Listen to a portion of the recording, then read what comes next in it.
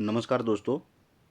आप सबका इस मेरा गांव मेरा स्वाभिमान चैनल पर फिर से हार्दिक अभिनंदन है, स्वागत है। आज की वीडियो का संदर्भ रहेगा कांग्रेस पार्टी के विधायक अब गांव-गांव जाकर, डोर डोर जाकर अपने कार्यकर्ताओं से भेंट करते हैं।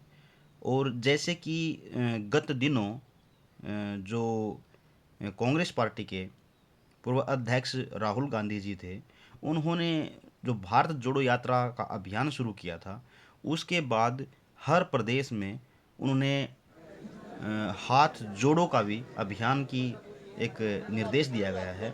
और हरियाणा प्रांत में भी जो कांग्रेस पार्टी के कार्यकर्ता हैं, पूर्व सीएम साहब हैं या विधायक हैं, वो आपस में मिलके एक मीटिंग की है कि हर गांव में कांग्रेस पार्टी की तरफ से भारत जोड़ो यात्रा के बाद अब हाथ जोड़ो यात्रा से अपने कार्यकर्ताओं को जोड़ो। और उसी निर्देश के अकॉर्डिंग गांव भराण में भाई आनंद सिंह दांगी व बलराम सिंह दांगी भी गांव भराण में आए। और उनके स्वागत के लिए इतना जो समर्थकों का जमावड़ा है, भीड़ है, और भारी तादाद में जो कार्यकर्ता आए हैं, वो वाकई ही बहुत गजब की भीड़ है ये। और ये ख़ास बात है कि ये जो दिन है आज का, ये है 20 मार्च 2022, जिसमें बरसात ज़बरदस्त हुई है और ओला वर्षा भी हुई है, बर्फ़ें गिरी हैं, ओले गिरे हैं। तो उस सब दरमनांग के बीच जो ये कार्यकर्ताओं की, समर्थकों की और जो कार्यकर्ता हैं, उनका जो ये जमावड़ा है, वो एक ऊर्जा प्रेरित है, जो दिखने को भी मिलता है कि एक छोटे से गांव में और समर्थकों की इतनी तादाद, और ऐसे समय में जब ओला वर्षा हुआ है और बारिश इतनी ज़बरदस्त हुई है, तो उसके बीच में भी उनके इंतज़ार में यहाँ पे बैठे रहे। और इंतज़ार के समय जब ख़त्म हुआ और इनके आगमन का समय हुआ, प्रांगण में आए, तो उनके भव्य स्वागत के लिए ये मालाएं उनको पहना रहे हैं ये भाई बलराम सिंह तांगी। अब ये अपने समर्थकों के बीच में आके अपनी बात कहेंगे। और जैसे जो भारत जोड़ो यात्रा थी, उसके बाद में हाथ जोड़ो यात्रा और ये कार्यकर्ताओं को आपस में जोड़ने के लिए, मिलने के लिए, और समर्थकों को और गांव के निवासियों को कांग्रेस पार्टी से जोड़ने की जो मुहिम चलाई गई है, उसी के अंतराल ये काम कर रहे हैं। और जैसे कि देखा गया है कि गत वर्षों में कांग्रेस पार्टी से जो विश्वास टूटा, जो हार का कारण बना, उसमें लोगों का समर्थन कम था। और भाजपा या फिर जो निर्दलीय पक्ष से जिन्होंने इलेक्शन लड़ा था, उसके पक्ष में जो भार था वो ज़्यादा था और उनका समर्थन ज़्यादा था।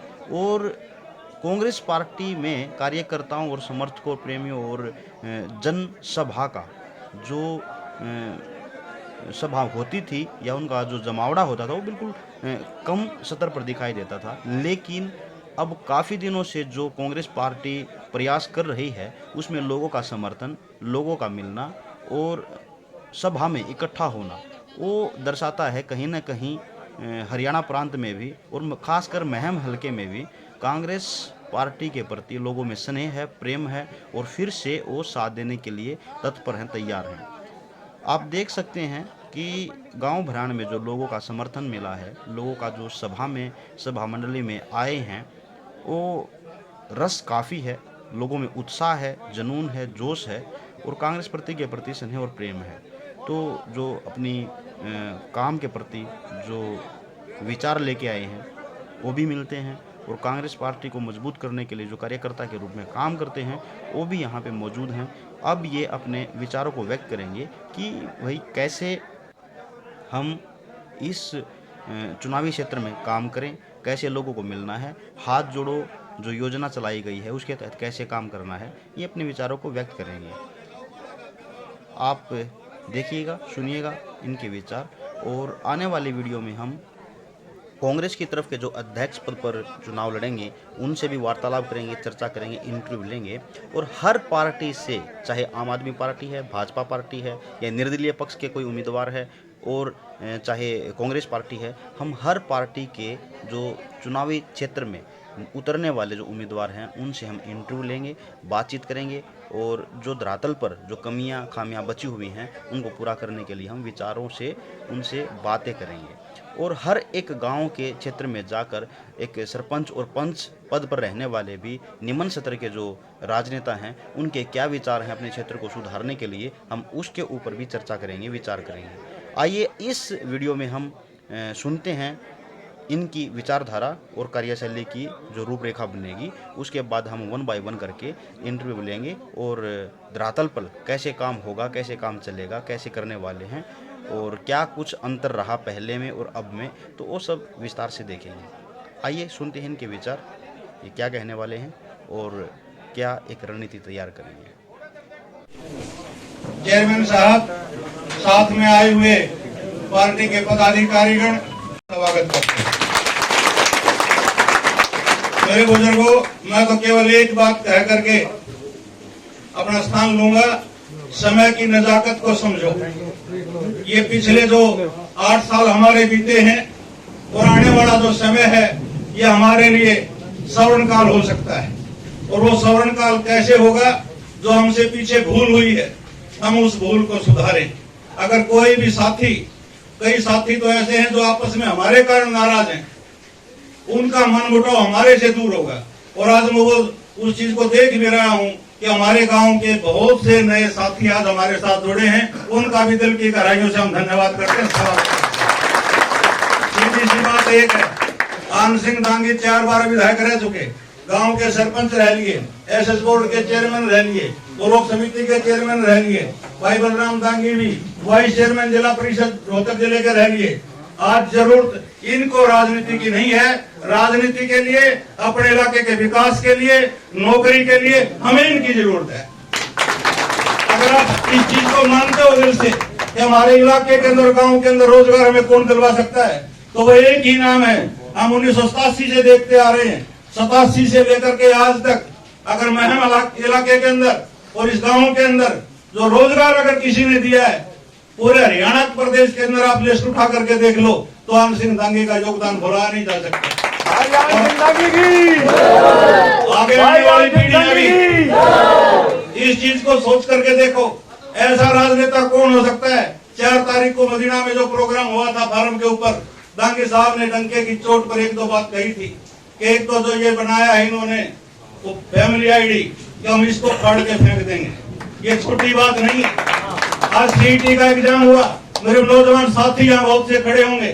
सीईटी के एग्जाम के अंदर सरकार ने एक फैसला लिया कि जिसके 48 नंबर आ गए वो क्वालिफाई हो गया।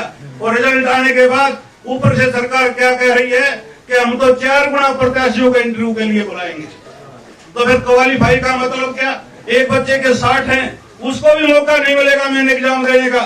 अगर इस व्यवस्था को बदलना चाहते हो, और ये व्यवस्था तब बदली होगी जब हमारे इलाके में ताकत होगी, और इनसे ज्यादा ताकतवर नेता पूरे जिले के अंदर में किसी को नहीं।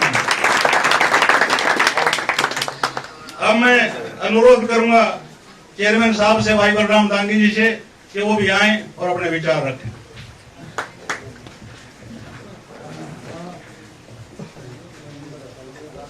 बहुत बहुत धन्यवाद मास्टर जी। हम सबके नेता बहुत ही आदरणीय यहाँ पर भाईचारा में बैठे हैं। आज हम ये एक राजनीतिक प्रोग्राम नहीं है, ये अपने एक भाईचारे के हिसाब में हमने बात करनी थी। उसके लिए हमारी एक कार्यकर्ता मीटिंग, एक भाईचारा मीटिंग थी। तो इसमें मैं और कुछ ना कहकर मैं कहूंगा हमारे सबके आदरणीय भाई आनंद सिंह दांगी जी और हमारे ब्लॉक के प्रधान जगत सिंह काला जी, मास्टर जी, मेरे बड़े भाई रामफल और भी कई जो साथ चल रहे हैं, बहुत ही आदरणीय मेरे साथी सारे। आज की जो ये कार्यकर्ता मीटिंग, देखो इतना बढ़िया मॉल आज तक मैंने बरहान में कभी नहीं देखा। जिस हिसाब से आज आप लोग सब इस बारिश के मौसम में भी पिछले 2 घंटे से लगातार बारिश चल रही है, इस बारिश के मौसम में भी आप लोग इतनी तादाद में बैठे हो, तो मैं आप सबको सिर झुकाकर नमस्कार करता हूँ। रही बात, जैसे मास्टर जी ने बताई, राजनीति में इनमें जरूरत नहीं है, हमने इनकी जरूरत है। देखो, हम आपस में एक दूसरे की जरूरत है। एक राजनीति ही सब कुछ नहीं होती, भाईचारे से बड़ी कोई चीज नहीं है। भाईचारा सबसे बड़ी चीज है। उसमें हम एक दूसरे के दुख सुख के साथी हैं। एक दूसरे के कहीं कोई मुसीबत पड़ जाओ, उसमें हम एक दूसरे के पास खड़े मिलते हैं। यही है सारी बात। राजनीति तो सब दूसरे नंबर पे आती है, सबसे पहले तो हमारा भाईचारा है। भाईचारा हमारा आपस में बना रहा हो बढ़िया तरीके से, तो ये राजनीति सब सेकेंडरी बात है। और जो भी बात अपने परिवार के बीच में खड़ा हूँ, मेरे बुजुर्ग काका ताऊ के बीच में खड़ा हूँ, जो भी बात होगी वो सच्चाई कराएंगे, झूठ वाली बात नहीं कराएंगे। क्यों? कुछ एक आदमी आवे हैं, राजनीति खेल के चले जावे हैं, साल में 2 साल में 3 साल में कितने दिखे हैं, फिर आ गए दूसरे दल की बात करें, हम उनकी बातों में आ जाए। 2 दिन में नहीं तो तीसरे दिन में आपस में एक दूसरे से नजर मिलेंगे। हम आपके सामने झूठ कैसे बोल सकते हैं? झूठ बोलेंगे तो परसों फिर फेंटेंगे आपस में एक दूसरे के सामने, एक दूसरे के सामने मिलेंगे तो भाई बलराम तू उस दिन यह बात कह के गया था, आज यह बात न्यू क्यों कर है, झूठ क्यों बोली तने, और मैं फिर आप लोगों का जवाब दे दूंगा। तो भाईचारा में मैं जवाब नहीं दे पाऊंगा तो नजर नहीं मिलेंगी, नजर नहीं मिली तो फिर भाईचारा मेरा क्या भाईचारा रहेगा?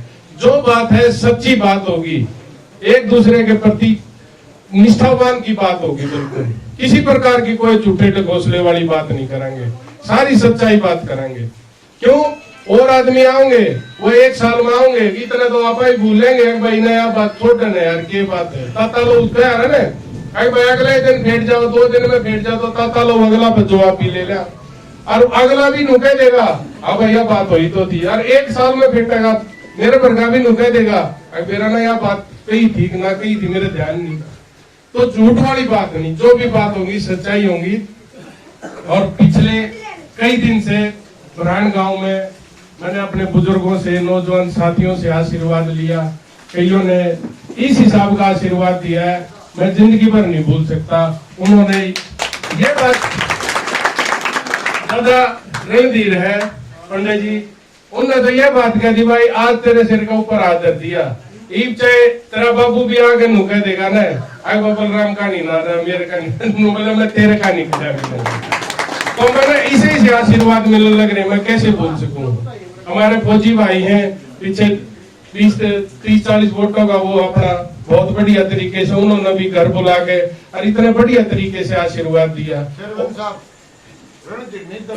सॉरी दलबीर, सॉरी रणधीर कह गया मैं, दलबीर पंडित जी। हाँ, तो ये बात है, इतने बढ़िया तरीके से आशीर्वाद मिलने लग रहे हैं। नए नए भाई, नए नए मेरे बुजुर्ग आज इसी हिसाब से बैठे हैं आशीर्वाद देने के लिए। तो मैं तो वही बात है, बुरहान में जिस हिसाब से शुरुआत होगी, एक जो रिजल्ट था मैंने उसका उल्टा लगा है, आने वाले टाइम में उसका उल्टा रिजल्ट अपने पक्ष में होगा। तो आने वाले टाइम में अब इलेक्शन शुरू हो गए, 1 साल रह गया।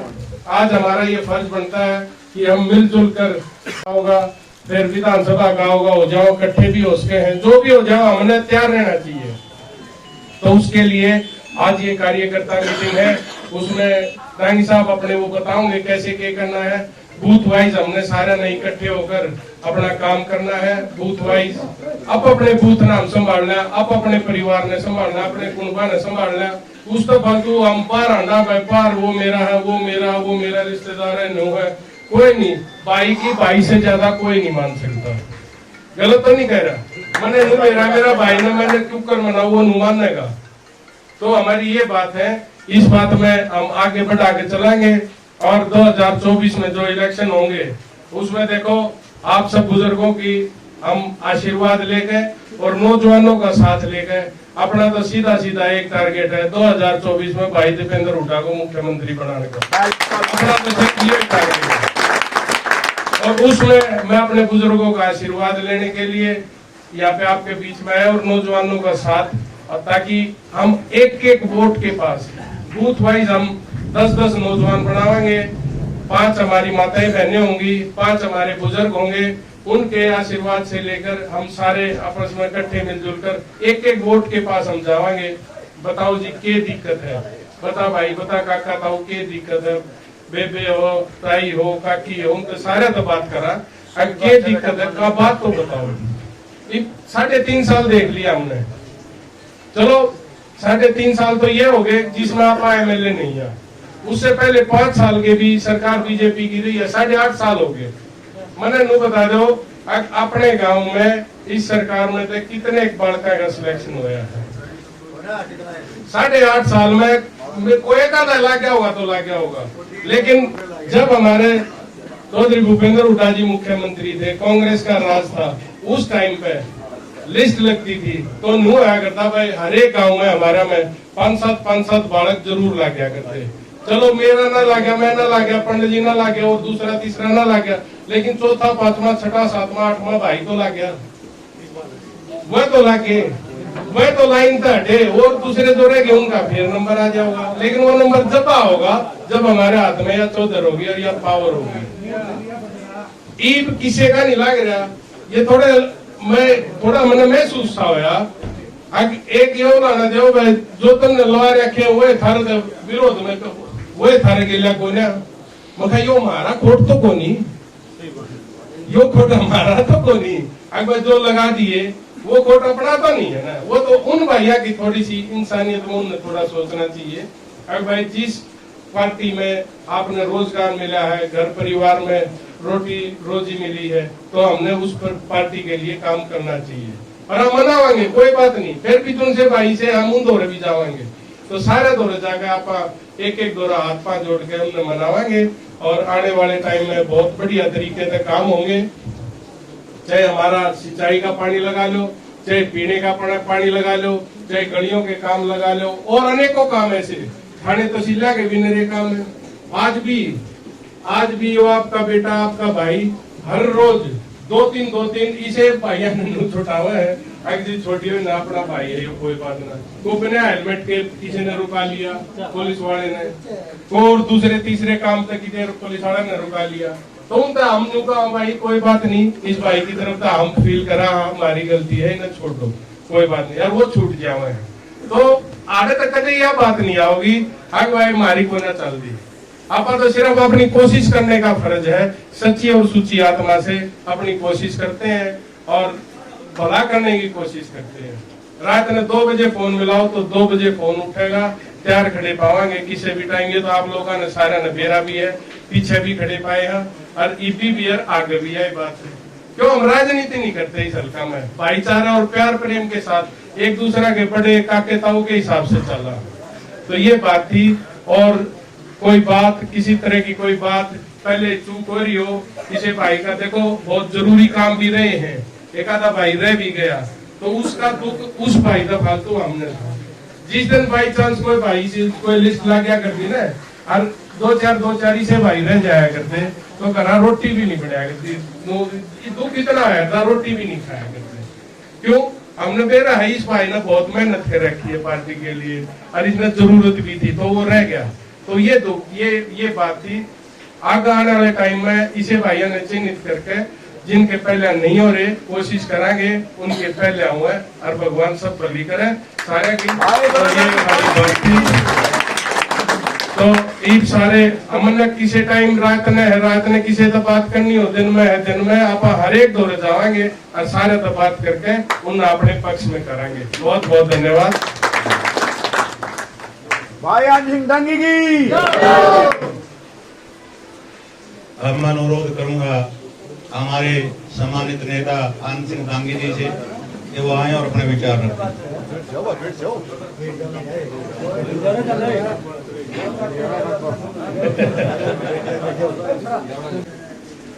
ये बात मेरी कह रहेगी, बलराम कह गया सारी।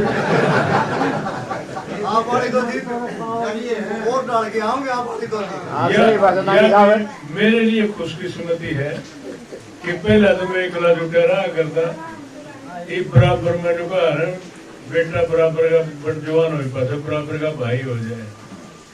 ये भी अपने बापू ने भाई कैसे कहते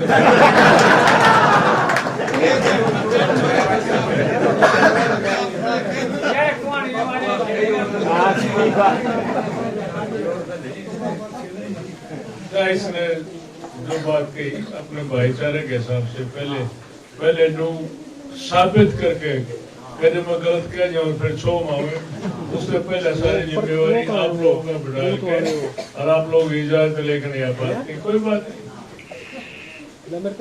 और ये तो आज की बात नहीं, आज से नुमान के चलो जब तक राजनीति शुरू करी है, जब बचे तो हमें भाई आनंद सिंह आप लोगों ने हमेशा एक भाई के हिसाब से प्यार दिया और हमेशा साथ दिया, मेरे लिए बहुत बड़ी बात है। देखो इस सब पर सारे दौड़े हो गए ना, जब भाई कहने लगे सारे काले थे, और ये भाईचारे में रह के दुख सुख में मिलजुल के चल के ये सारा सब कुछ चलता रहा। और आज मैं इस बात के लिए बहुत खुशकिस्मत हूँ कि भगवान ने मेरे को ऐसे भाइयों में जन्म दिया